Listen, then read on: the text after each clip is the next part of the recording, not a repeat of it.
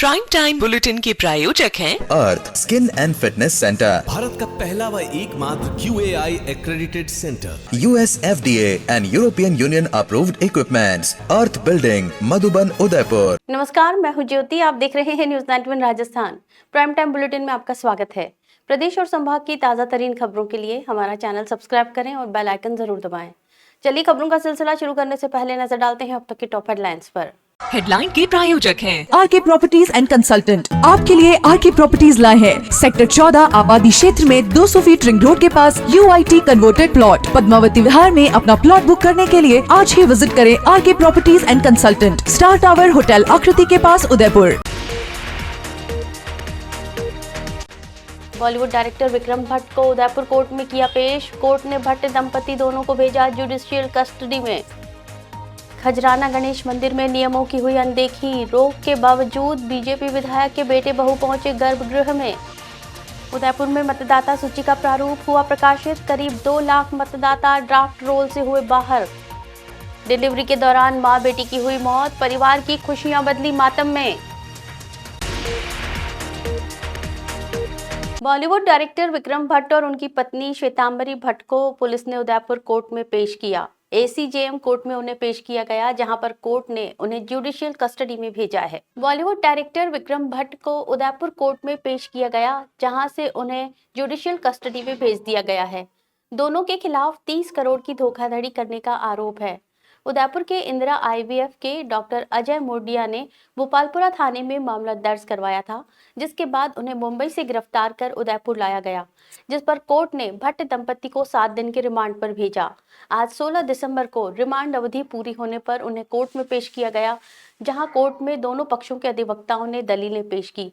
विक्रम भट्ट के मेडिकल को लेकर उनके अधिवक्ता ने कोर्ट में जानकारी दी, जिस पर कोर्ट ने खारिज करते हुए दोनों को जुडिशियल कस्टडी में भेजा है। माननीय न्यायालय द्वारा दोनों अभियुक्त गणों को न्यायिक अभिरक्षा में भेजने के आदेश किए हैं। Amar Ashish hospital and test tube baby centre Udaipur, जहां आधुनिक तकनीक से मिलता है निसंतान दंपतियों को संतान सुख। तो आज ही डायल करें अपनी खुशियों का नंबर 0294-242-9044।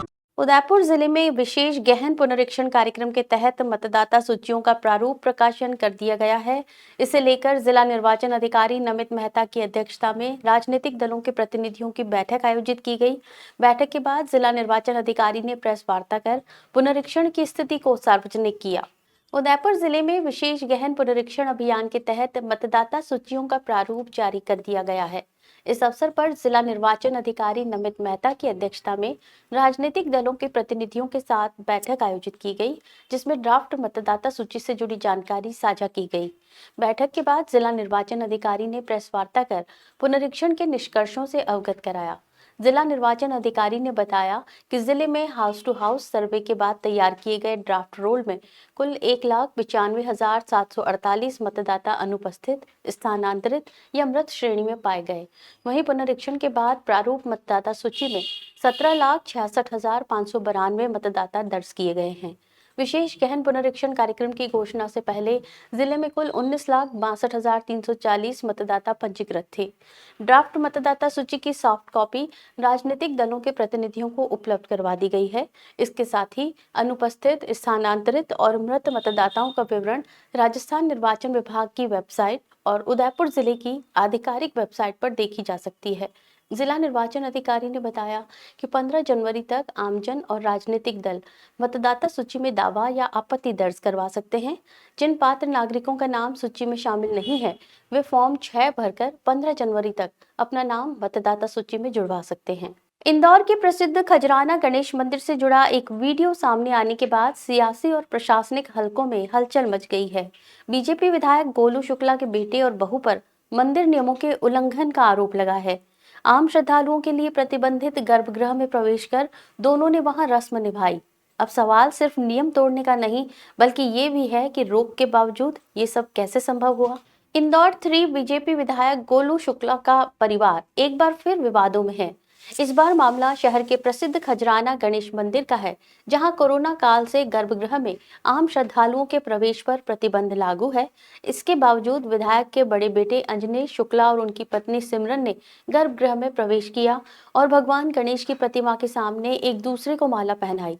ये घटना 12 दिसंबर की बताई जा रही है। अंजनेश और सिमरन की शादी एक दिन पहले ही 11 दिसंबर को हुई थी। विवाह के अगले दिन मंदिर दर्शन के दौरान नियमों को दरकिनार करने का वीडियो सामने आने के बाद मंदिर प्रशासन की भूमिका पर भी सवाल खड़े हो गए हैं। ये पहला मौका नहीं है जब विधायक शुक्ला के परिवार का नाम धार्मिक स्थलों पर नियमों के उल्लंघन से जुड़ा हो। इससे पहले जुलाई 2025 में विधायक के छोटे बेटे रुद्राक्ष शुक्ला उज्जैन के महाकाल मंदिर के गर्भगृह में जबरन घुस गए थे। उस दौरान मंदिर कर्मचारी से कहासुनी और धमकी का आरोप भी लगा था। मामला बढ़ने पर बीजेपी संगठन ने भोपाल तलब कर विधायक को फटकार भी लगाई थी। इसके अलावा अप्रैल में देवास की माता टेकरी में भी पुजारी से विवाद का मामला सामने आया था, जहां पूजा के लिए पट खोलने को लेकर झगड़ा हुआ और मारपीट के आरोप लगे। ताजा मामले में अब खजराना गणेश मंदिर प्रशासन से जवाब मांगा जा रहा है कि जब आम श्रद्धालुओं के लिए नियम सख्त हैं, तो प्रभावशाली लोगों को गर्भगृह में प्रवेश की अनुमति कैसे मिली? पूनम फर्नीचर 31 वर्षों से आपकी सेवा में। Office, hospitals, hotels, college, corporate और सभी तरह के गवर्नमेंट इंस्टीट्यूशंस में टर्नकी प्रोजेक्ट्स विशेषज्ञ पूनम फर्नीचर्स आपके लिए लाए हैं 0 डाउन पेमेंट 0% ब्याज पर आसान ऋण योजना। घर के आंगन सा लगे ससुराल का हर कोना। पूनम फर्नीचर के बिना बिटिया ससुराल न जाए।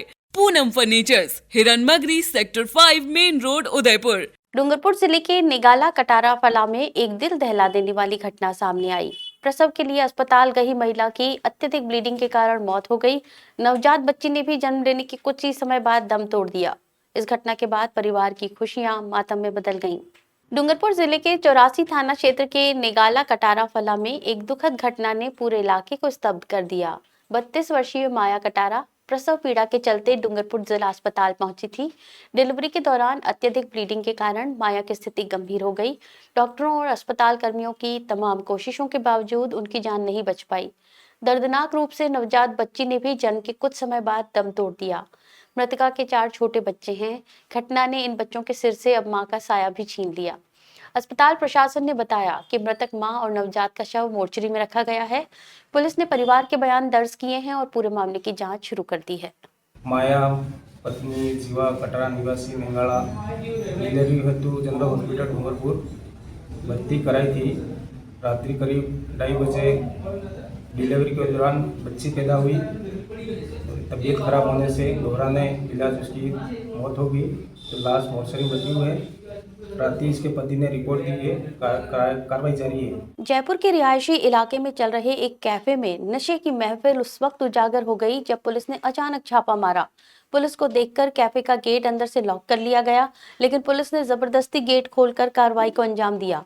इस दौरान कैफे के अंदर करीब 50 युवक युवतियां नशा करते मिले। पुलिस ने इस मामले में कैफे मैनेजर को मौके से गिरफ्तार कर लिया। जयपुर के जवाहर सर्कल थाना क्षेत्र में स्थित GC40 कैफे पर सोमवार देर रात पुलिस ने बड़ी कार्रवाई करते हुए नशे की गतिविधियों का खुलासा किया है। ये कैफे रिहायशी इलाके में संचालित हो रहा था, जहां पुलिस को लंबे समय से अवैध रूप से हुक्का बार चलाए जाने की शिकायतें मिल रही थी। सूचना के आधार पर जयपुर पुलिस कमिश्नर सचिन मित्तल के निर्देश पर CST और जवाहर सर्कल थाना पुलिस की संयुक्त टीम ने कैफे पर छापा मारा। पुलिस के पहुंचने की भनक लगते ही कैफे स्टाफ ने बचने के लिए मुख्य गेट को अंदर से लॉक कर दिया। बाहर लगे CCTV कैमरों से पुलिस की गतिविधि देखकर कैफे में अफरा तफरी मच गई। पुलिस टीम ने मौके पर पहुंचकर काफी देर तक गेट खुलवाने की कोशिश की, लेकिन जब अंदर से गेट नहीं खोला गया तो पुलिस ने धक्का देकर गेट खोल दिया। अंदर दाखिल होते ही पुलिस ने देखा कि कैफे में हुक्का बार संचालित हो रहा था और करीब 50 युवक युवतियां खुलेआम नशा कर रहे थे। पुलिस ने मौके पर पूरी कार्रवाई की, वीडियोग्राफी करवाई और कोटपा एक्ट के तहत मामला दर्ज कर दिया। तलाशी के दौरान कैफे से 23 हुक्के, 14 फ्लेवर बॉक्स और 23 चिलम बरामद की गई, जिन्हें जब्त कर लिया गया है। पुलिस ने मौके से कैफे मैनेजर को गिरफ्तार किया है।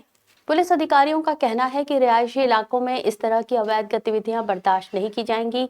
मामले की जांच जारी है और ये भी पता लगाया जा रहा है कि कैफे संचालक को नशा परोसने की अनुमति किस आधार पर दी गई थी। जयपुर पुलिस ने साफ किया है कि ऐसे कैफे और नशे के अड्डों पर आगे भी सख्त कार्रवाई जारी रहेगी। उदयपुर में संजीवनी सीनियर सिटीजन सोसाइटी ने अपने सामाजिक सफर के 19 वर्ष पूरे कर लिए हैं। वर्ष 2007-8 में कुछ ही सदस्यों से शुरू हुई ये संस्था आज सैकड़ों वरिष्ठ नागरिकों को जोड़कर समाज सेवा की मिसाल बन चुकी है।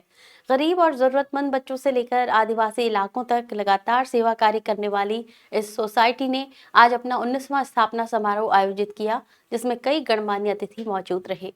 उदयपुर में आयोजित संजीवनी सीनियर सिटीजन सोसाइटी के 19वें स्थापना समारोह में संस्था की सामाजिक उपलब्धियों को याद किया गया। सोसाइटी की स्थापना वर्ष 2007-8 में 35 वरिष्ठ नागरिकों के साथ की गई थी। समय के साथ संस्था का दायरा बढ़ता गया और वर्तमान में इससे 150 से 200 वरिष्ठ नागरिक सक्रिय रूप से जुड़े हुए हैं।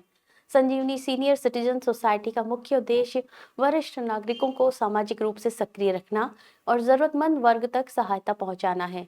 इसी कड़ी में संस्था द्वारा हर वर्ष गरीब, निर्धन और वंचित बच्चों को स्वेटर और अन्य आवश्यक सामग्री वितरित की जाती है। हाल ही में सोसाइटी के सदस्यों ने माद्रा बास क्षेत्र में 250 बच्चों को स्वेटर वितरित किए थे। संस्था विशेष रूप से दूरस्थ और आदिवासी इलाकों में जाकर सेवा कार्य करती है, जहां सामान्यतः शहरों की सामाजिक संस्थाओं की पहुंच कम होती है। इसके अलावा सोसाइटी हर महीने नियमित बैठक आयोजित करती है, जिसमें वरिष्ठ नागरिक समाज से जुड़े मुद्दों पर विचार विमर्श करते हैं और स्थापना समारोह में अपना घर आश्रम के गोपाल कनेरिया मुख्य अतिथि के रूप में उपस्थित रहे। कार्यक्रम की अध्यक्षता पीएमसीएच के डायरेक्टर एमजी वासने ने की। सेंट्रल अकेडमी स्कूल सेक्टर 5 की संस्था प्रधान रीना दवे ने भी कार्यक्रम में सहयोग प्रदान किया। माद्रा में 250 बच्चों को स्वेटर बांट के आए हूँ। हर साल गरीब बच्चों को, निर्धन छात्रों को स्वेटर बांटते हैं और दूरस्थ इलाकों में जाते हैं, आदिवासी इलाकों में जहाँ ये सोसाइटी काम करती, जहाँ शहर के लोग नहीं पहुँचते हैं वहाँ पहुँचते हैं। और सीनियर सोसाइटी हर महीने ये मीटिंग करती है और सभी सीनियर्स इसमें पूरा सहयोग करते हैं और बहुत ही अच्छी सोसाइटी चल रही है। बांसवाड़ा जिले में खाद की किल्लत अब किसानों के सब्र का इम्तिहान ले रही है। समय पर खाद नहीं मिलने और काला बाजारी के आरोपों के बीच किसान अब खुलकर विरोध पर उतर आए हैं। जिले भर से किसान जिला कलेक्ट्रेट पहुंचे और प्रशासन को प्रदर्शन करते हुए चेताया कि अगर जल्द समाधान नहीं हुआ तो वे सड़कों पर उतरकर आंदोलन और रोड जाम करेंगे। बांसवाड़ा जिले में खेती के सीजन के बीच खाद की भारी किल्लत ने किसानों की मुश्किलें बढ़ा दी हैं। जिले के अलग अलग क्षेत्रों से आए किसानों ने जिला कलेक्ट्रेट पहुंचकर खाद संकट के खिलाफ जोरदार धरना प्रदर्शन किया। किसानों का कहना है कि सहकारी समितियों और निजी दुकानों पर पर्याप्त मात्रा में खाद उपलब्ध नहीं है, जबकि कई जगहों पर कालाबाजारी कर ऊंचे दामों पर खाद बेची जा रही है। किसानों ने बताया कि वे पिछले काफी दिनों से खाद के लिए भटक रहे हैं, पर लाख कोशिशों के बावजूद उन्हें जरूरत के मुताबिक खाद नहीं मिल पा रही। इसका सीधा असर फसलों पर पड़ रहा है और समय पर खाद नहीं मिलने से उत्पादन घटने की आशंका बढ़ गई है। इसी को लेकर जिले भर के किसान संगठित होकर जिला कलेक्टर के पास ज्ञापन देने पहुंचे। प्रदर्शन के दौरान किसानों ने प्रशासन से मांग की कि जिले में खाद की आपूर्ति तुरंत सुचारू की जाए और कालाबाजारी करने वाले डीलर्स के खिलाफ सख्त कार्रवाई की जाए। किसानों का कहना है कि अगर जल्द ठोस कदम नहीं उठाए गए तो आंदोलन को और तेज किया जाएगा। किसानों ने साफ शब्दों में चेतावनी दी कि मांगे नहीं मानी गई तो आने वाले दिनों में जिले के प्रमुख मार्गों पर चक्का जाम किया जाएगा, जिसकी पूरी जिम्मेदारी प्रशासन की होगी। और वो नाके पे कल 4 बजे भी गाड़ी खाली हुई है। आज अभी आई थी गाड़ी, वो भी अलग से हम पब्लिक पूरा खड़े थे और उसके बाद गाड़ी हटा दी। तो हमको अभी खाद चाहिए, ये जाके ताला तोड़ेंगे और हम चेक कर लेंगे। उदयपुर में 7 दिवसीय सांस्कृतिक, साहित्यिक और खेलकूद प्रतियोगिता की शुरुआत हो गई है। भोपाल नोबल संस्थान के खेल मैदान पर आयोजित उद्घाटन समारोह में विद्यार्थियों ने अपनी प्रतिभा और उत्साह का परिचय दिया। इस मौके पर विश्वविद्यालय के कुलपति प्रोफेसर शिव सिंह सारंग देओत ने खेलों को समग्र विकास का महत्वपूर्ण माध्यम बताया। राजस्थान विद्यापीठ विश्वविद्यालय के संगठक होम्योपैथी चिकित्सा महाविद्यालय द्वारा आयोजित 7 दिवसीय सांस्कृतिक, साहित्यिक और खेलकूद प्रतियोगिता 2025 का शुभारंभ मंगलवार को भोपाल नोबल संस्थान के खेल मैदान पर हुआ। उद्घाटन समारोह में कुलपति प्रोफेसर शिव सिंह सारंग देओत, विद्या प्रचारिणी सभा भोपाल नोबल संस्थान के प्रबंध निदेशक मोहब्बत सिंह रूपाखेड़ी, प्रोफेसर शशि चित्तोड़ा, डॉक्टर राजन सूद और डॉक्टर लिली जैन ने मां सरस्वती की प्रतिमा पर पुष्पांजलि अर्पित कर दीप प्रज्वलन किया और खिलाड़ियों से परिचय प्राप्त किया। प्रारंभ में डॉक्टर लिली जैन ने अतिथियों का स्वागत करते हुए प्रतियोगिता की रूपरेखा से अवगत कराया। खेल प्रभारी डॉक्टर संतोष लांबा ने बताया कि प्रतियोगिता के दौरान खेलकूद के साथ साथ सांस्कृतिक और साहित्यिक गतिविधियों की भी व्यापक श्रृंखला आयोजित की जा रही है। इसमें cricket, volleyball, badminton, kabaddi, kho kho, athletics स्पर्धाएं और कविता पाठ, नाटक, समूह नृत्य, एकल और समूह गायन, रंगोली, पोस्टर निर्माण, फैशन शो, अन्य रचनात्मक प्रतियोगिताएं भी शामिल हैं। कुलपति प्रोफेसर सारंग देओत ने विद्यार्थियों को संबोधित करते हुए कहा कि शैक्षणिक गतिविधियों के साथ साथ सह शैक्षणिक गतिविधियों में सहभागिता से ही समग्र विकास संभव है।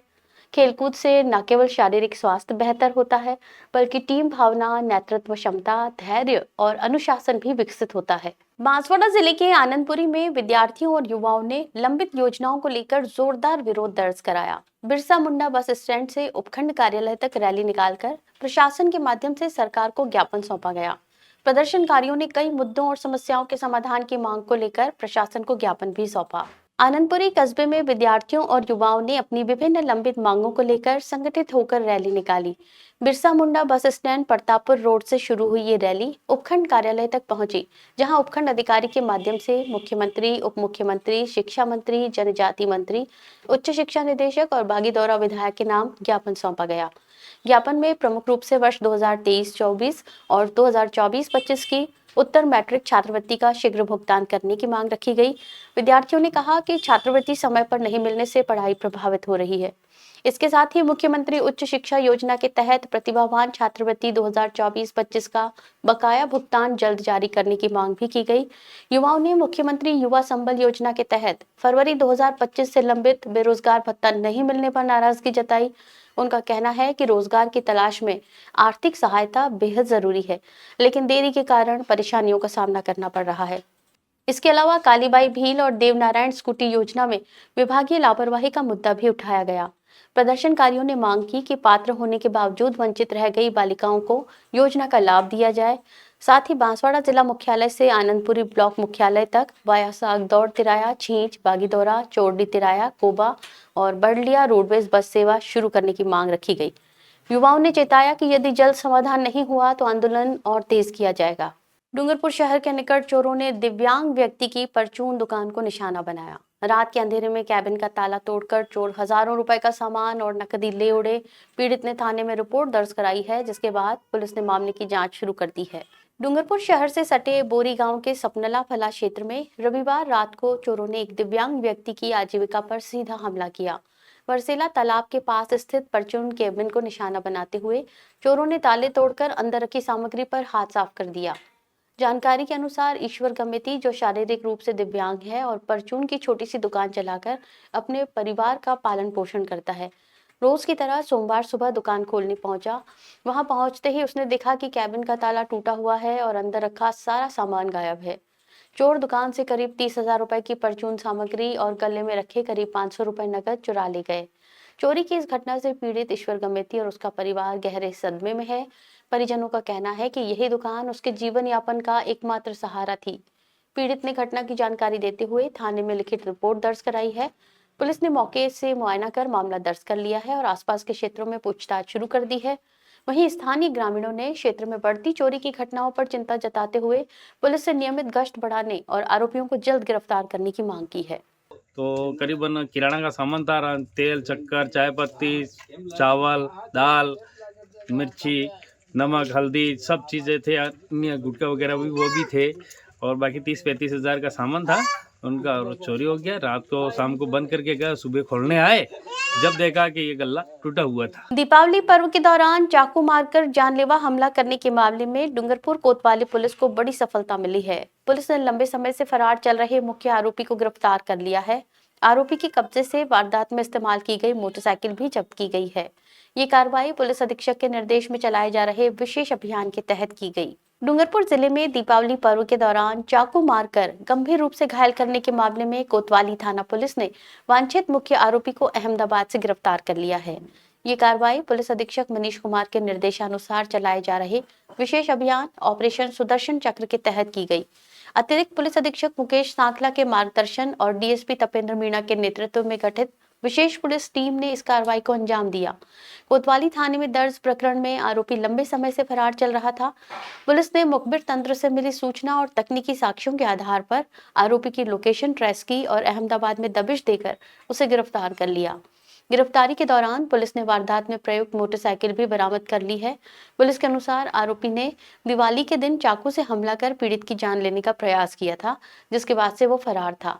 गिरफ्तार आरोपी की पहचान सुरेश उर्फ शैम्पू आहारी मीणा के रूप में हुई है। पुलिस अब आरोपी से गहन पूछताछ कर रही है ताकि वारदात के पीछे के कारणों और अन्य संभावित आरोपियों की भूमिका का खुलासा किया जा सके। राजस्थान सरकार के 2 वर्ष पूरे होने के अवसर पर चित्तौड़गढ़ में विकास कार्यों की झलक सामने आई। कलेक्ट्रेट परिसर में आयोजित विकास प्रदर्शनी का शुभारंभ किया गया। इस दौरान सरकार के 2 वर्षों में जिले भर में हुए विकास कार्यों को प्रदर्शित किया गया और विकास पुस्तिका का भी विमोचन किया गया। राजस्थान सरकार के 2 वर्ष पूरे होने के उपलक्ष्य में चित्तौड़गढ़ कलेक्ट्रेट परिसर में विकास प्रदर्शनी का आयोजन किया गया। प्रदर्शनी का उद्घाटन भाजपा जिलाध्यक्ष रतन गाडरी, जिला कलेक्टर आलोक रंजन और पुलिस अधीक्षक मनीष त्रिपाठी ने संयुक्त रूप से किया। इस मौके पर जिले में सरकार के 2 साल के कार्यकाल में हुए विकास कार्यों की विस्तृत जानकारी आम जन के सामने रखी गई। प्रदर्शनी में सड़क, पेयजल, बिजली, शिक्षा, चिकित्सा, महिला और बाल कल्याण, सामाजिक सुरक्षा योजनाओं सहित विभिन्न विभागों की उपलब्धियों को चित्रों, चार्ट और सूचना पटल के माध्यम से दर्शाया गया। साथ ही विकास पुस्तिका का विमोचन कर सरकार की योजनाओं और उनके जमीनी क्रियान्वयन का संक्षिप्त विवरण प्रस्तुत किया गया। कार्यक्रम के दौरान अतिथियों ने प्रदर्शनी का अवलोकन किया और विभागीय अधिकारियों से योजनाओं की प्रगति की जानकारी ली। अधिकारियों ने बताया कि इस प्रदर्शनी का उद्देश्य आमजन को ये बताना है कि सरकार के 2 वर्षों में जिले में किस तरह से बुनियादी सुविधाओं और विकास कार्यों को गति दी गई है। देखिए, आज राज्य सरकार के निर्देशानुसार सरकार के 2 वर्ष पूर्ण होने पर जिला स्तरीय विकास प्रदर्शनी एवं एक विकास पुस्तिका इसका विमोचन हम सब ने किया है। और इस प्रदर्शनी में जिले के 2 वर्ष के जितने कार्य हैं, उन कार्यों में जो हमारी विशेष उपलब्धियां रही हैं उनको चित्रांकित करती हुई ये प्रदर्शनी है। हमारे ज़िले का जहाँ जहाँ कहीं राष्ट्रीय स्तर पे हमको सम्मान मिला है वो भी दिखाया है। राज्य स्तरों पे हमने जो नवाचार किए हैं उसकी भी प्रदर्शनी इसमें लगाई है। उदयपुर के महात्मा गांधी विद्यालय में लाइफ प्रोग्रेसिव सोसाइटी और सहार चैरिटेबल ट्रस्ट की ओर से बच्चों को निःशुल्क जूते और मोजे वितरित किए गए। इस अवसर पर दोनों संस्थाओं के सदस्य और पदाधिकारी मौजूद रहे। विद्यालय परिवार ने अतिथियों का स्वागत किया और इस सहयोग के लिए आभार व्यक्त किया। उदयपुर में सेक्टर 11 स्थित महात्मा गांधी अंग्रेजी विद्यालय में सामाजिक कल्याण के उद्देश्य से लाइफ प्रोग्रेसिव सोसाइटी और सहार चैरिटेबल ट्रस्ट की ओर से बच्चों को निःशुल्क जूते और मोजे वितरित किए गए। कुल 80 विद्यार्थियों को इस कार्यक्रम के तहत आवश्यक सामग्री प्रदान की गई। सोसाइटी के प्रबंधक डॉक्टर खलील अगवानी ने बताया कि ये पहल बच्चों की शिक्षा और उनके जीवन स्तर को बेहतर बनाने के लिए की गई है। कार्यक्रम में प्रोजेक्ट समन्वयक अमरीन बानो, फातिमा और शानू खान भी मौजूद रहे। सामाजिक कार्यकर्ता अमजद शेख ने बताया कि ये वितरण केवल एक शुरुआत है। आने वाले समय में सोसाइटी द्वारा बच्चों के लिए अन्य आवश्यक सामग्री भी प्रदान की जाएगी। विद्यालय परिवार ने कार्यक्रम में सक्रिय भागीदारी निभाई और अतिथियों का सम्मान किया। उन्होंने इस सहयोग के लिए धन्यवाद व्यक्त करते हुए कहा कि ऐसे प्रयास बच्चों के आत्मविश्वास और शिक्षा में रुचि बढ़ाने में महत्वपूर्ण भूमिका निभाते हैं। महात्मा गांधी गवर्नमेंट स्कूल का मैं बहुत शुक्रिया अदा करता हूँ कि इन्होंने ये हमें खिदमत करने का मौका दिया और साथ ही दोबारा मैं सहार चैरिटेबल फाउंडेशन के चेयरमैन जनाब सैफी रानोर साहब का बहुत शुक्रिया अदा करता हूँ और उन्होंने बच्चों के उत्थान के लिए बहुत काम करते हैं। शुक्रिया। चलते चलते फिर नजर डालते हैं अब तक की टॉप हेडलाइंस पर। हेडलाइन के प्रायोजक हैं आरके प्रॉपर्टीज एंड कंसल्टेंट। आपके लिए आरके प्रॉपर्टीज लाए हैं सेक्टर 14 आबादी क्षेत्र में 200 फीट रिंग रोड के पास UIT converted plot. Padmavati Vihar में अपना प्लॉट बुक करने के लिए आज ही विजिट करें RK properties and consultant, star tower hotel Aakriti के पास, उदयपुर। बॉलीवुड डायरेक्टर विक्रम भट्ट को उदयपुर कोर्ट में किया पेश। कोर्ट ने भट्ट दंपति दोनों को भेजा जुडिशियल कस्टडी में। खजराना गणेश मंदिर में नियमों की हुई अनदेखी। रोक के बावजूद बीजेपी विधायक के बेटे बहू पहुंचे गर्भगृह में। उदयपुर में मतदाता सूची का प्रारूप हुआ प्रकाशित। करीब 2 लाख मतदाता ड्राफ्ट रोल से हुए बाहर। डिलीवरी के दौरान मां बेटी की हुई मौत। परिवार की खुशियां बदली मातम में। अपने स्मार्टफोन पर प्रदेश भर की खबरों से अपडेट रहने के लिए आज ही हमारा चैनल सब्सक्राइब करें और बेल आइकन जरूर दबाएं। फिलहाल इस बुलेटिन में इतना ही। दीजिए इजाजत ज्योति को। आप देख रहे हैं न्यूज़ 91 राजस्थान। नमस्कार। प्राइम टाइम बुलेटिन के प्रायोजक हैं earth skin and fitness centre, Bharat का पहला व एकमात्र QAI accredited centre, US FDA and European Union approved equipments, earth building, Madhuban, Udaipur. ये है चैनल 91 प्लस नेटवर्क और आप देख रहे हैं न्यूज 91। न्यूज 91, आवाज हम सबकी।